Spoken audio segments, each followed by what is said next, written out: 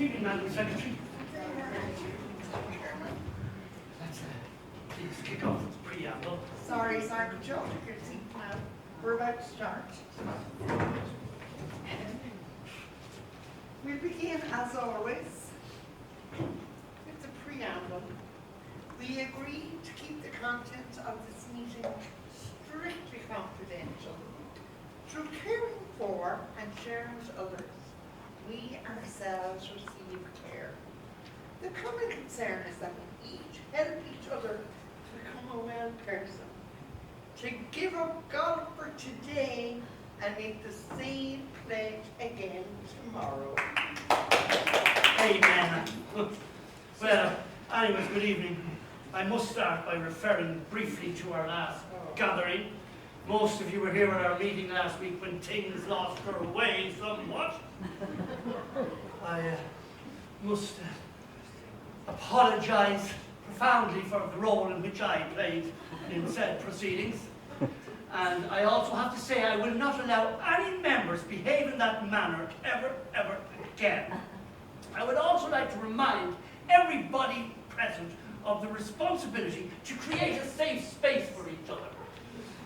We're all vulnerable here. And we must never forget that we are one more day golfing free than we were this time yesterday. I notice as well we have a few new members in the house, and I would just like to reiterate that last week's meeting was just a blip. We're all friends here. We're one big family here. There's no ladies' teas or concessions here at Golfers Anonymous. Oh, well, Mr. Chairman, can I just come in here? Oh, if you must. Mr. Chairman, just while you mentioned the ladies, I can't help but notice there were maybe a top-heavy male group. You know, we very few women here. And you know, I think we should really reach out to the women out there who might also need our help. I underestimate you sometimes, Madam Secretary. That's an excellent suggestion, so it is. And in fact, nobody here can make a decent sandwich.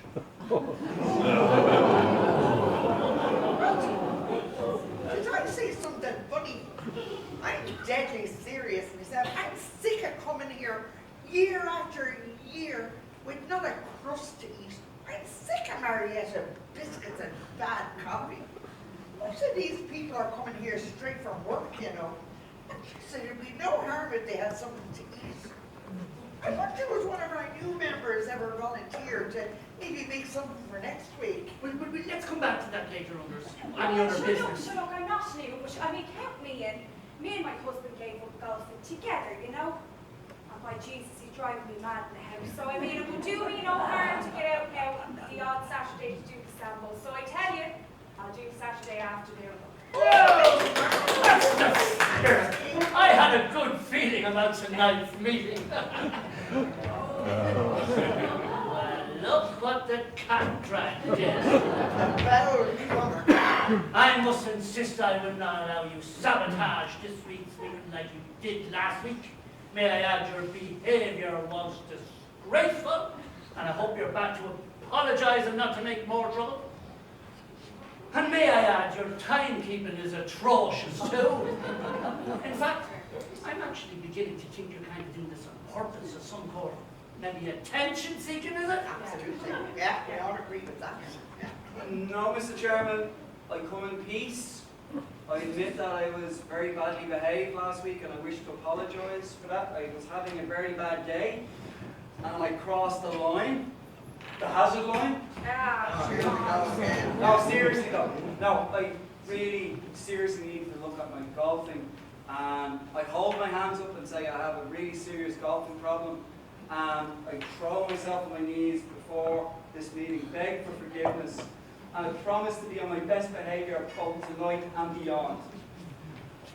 Mr. Chairman, Go ahead. sorry if I could just address the meeting.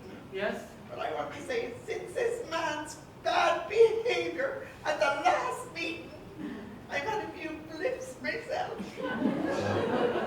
I relapsed during the week, and I even played 9 holes over in the grave. I understand that this meeting is built on integrity and honesty. And I have I sat down as secretary of this group. May I just interject? I too harbored bad thoughts during the meeting. I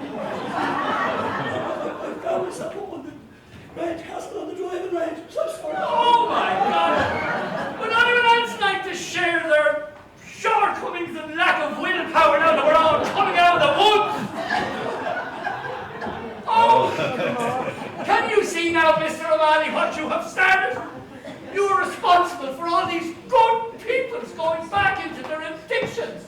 I hope you're proud of yourself. You bastard. Just a second, Mr. Chairman. With respect, whatever happened to personal responsibility and personal choice? I thought you said last week that no one should blame anybody else for their own shortcomings. Please don't quote me out of context. That was different. Are you really back here to apologize? I assure you that I am, yes. For many years, I just didn't look honestly at myself, and I've been golfing out of control for a long time, and it's damaged my family, and I've missed out on lots of stuff, and I now have to make amends to my loved ones, especially my wife Yvonne. Oh, we're all strugglers, Mr. O'Malley. Nobody has a monopoly on correctness or righteousness. That's the beauty of the fellowship there. You have to be open to change.